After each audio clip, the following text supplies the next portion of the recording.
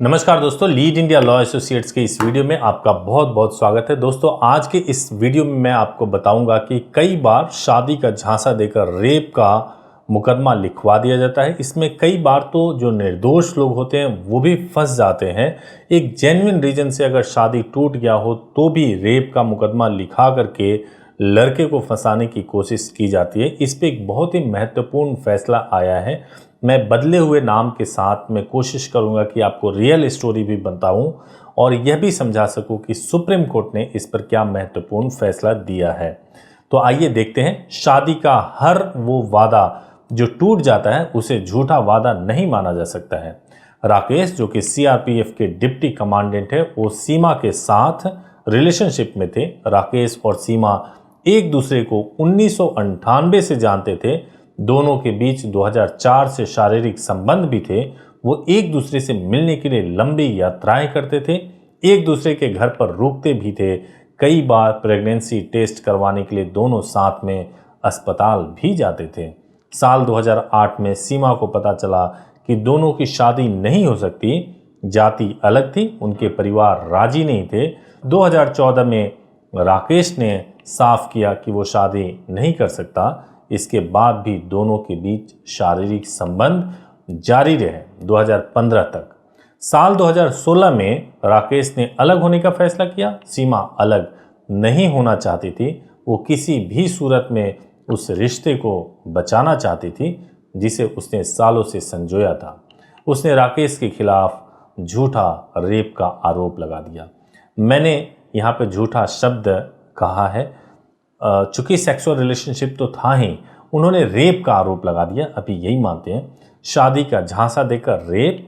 बता दें, आपको यह बता दें कि इंडियन पिनल कोड यानी आईपीसी के सेक्शन 375 के मुताबिक अगर शारीरिक संबंध बनाने में महिला की सहमति नहीं है तो वो रेप है। यदि लड़का सिर्फ इसलिए शादी का वादा करता है ताकि लड़की संबंध बनाने की सहमति दे दे तो भी उसे रेप माना जाएगा।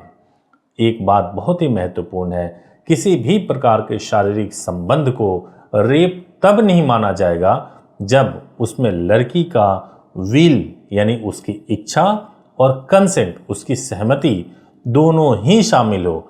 और जितनी बार रिलेशनशिप बनाया जाए उतनी बार विल और कंसेंट शामिल हो, तभी उसे रेप नहीं माना जाएगा। लेकिन इसमें सुप्रीम कोर्ट ने महत्वपूर्ण फैसला सुनाया।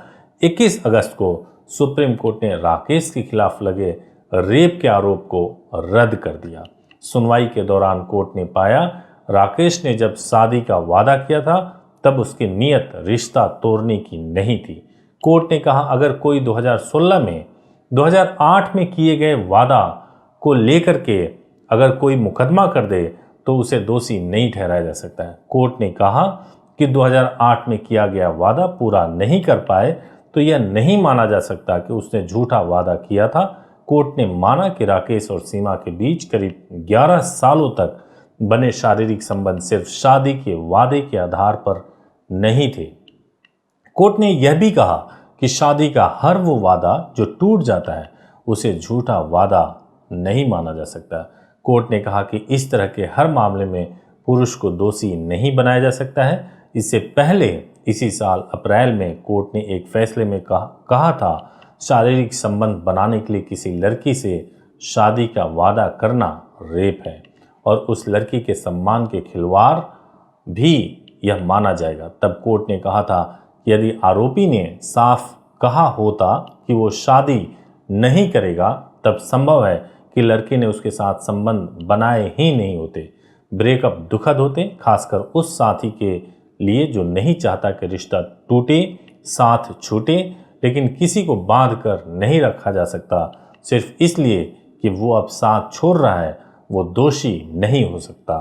उसके बाद उसके वादे को झूठा वादा नहीं कहा जा सकता। यह अपने आप में बहुत ही महत्वपूर्ण फैसला है।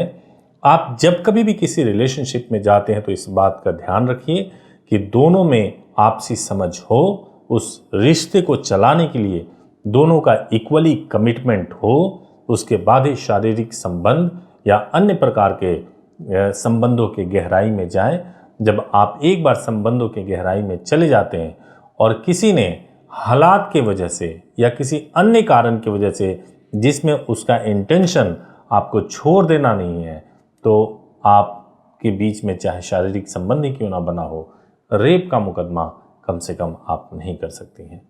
बहुत बहुत धन्यवाद।